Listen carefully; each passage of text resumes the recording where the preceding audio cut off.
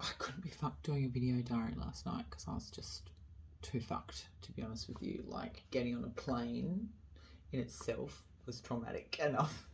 It was probably the first time I've flown for years, and I really, really don't like flying. I don't even like being in cars, so I was jitteringly got on the plane, and like literally as we were taking off, and you know when the wheels just leave the ground, I just lost it.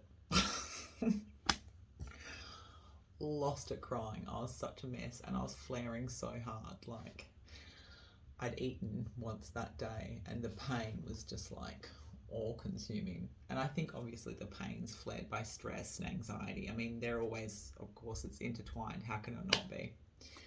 But once we get up and we stop jigging around, I kind of find my peace and I find my spot on the plane and kind of center myself and read. And yeah, so we get there in 3.5 hours, and we land safely. I'm alive, and it's all done, and Dave picks me up, and I get here, and it's like midnight, but for my brain it was like still 8:30, so it was a bit of a fucking whirlwind.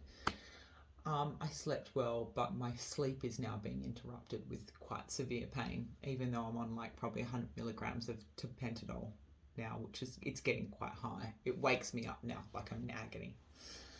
Today I literally spent the whole day in pre-operative care, so meeting with multiple nurses, my anesthesiologist, doing all the paperwork. It was a full day, and I'm not eating at all, because number one, it's actually not worth it. Number two, it's going to make my bowel prep easier.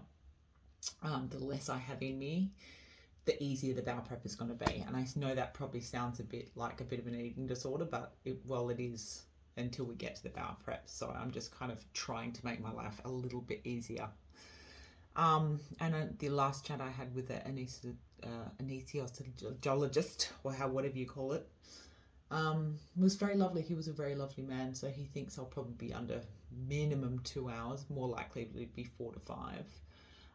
They're going to give me an epidural, maybe a nerve block through the front. And they're just going to go in all guns blazing and rip it all out. Whatever has endo on it is coming out. And I'm like, gung-ho. And he said to me, he's like, how do you feel? And I was like, I've changed my thought process on it. I'm calling it my internal cosmetic surgery, because people go and have their tits put on and their noses changed, and their butt implants and what else. People changing themselves externally all the time.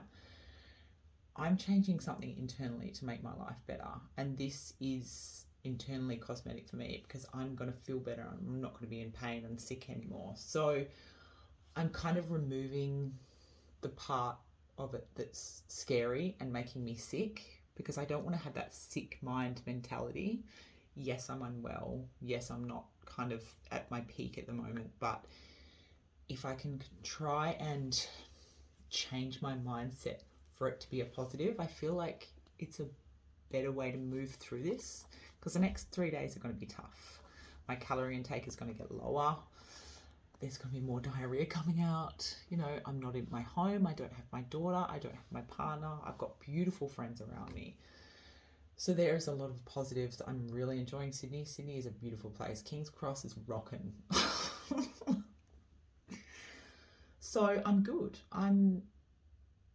It's just every day is its own day and its own experience.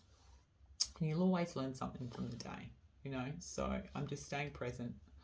I'm staying happy.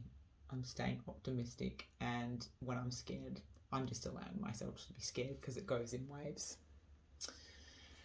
So D-Day is Monday. Or the interior cosmetic overhaul is Monday. So let's see what tomorrow brings us.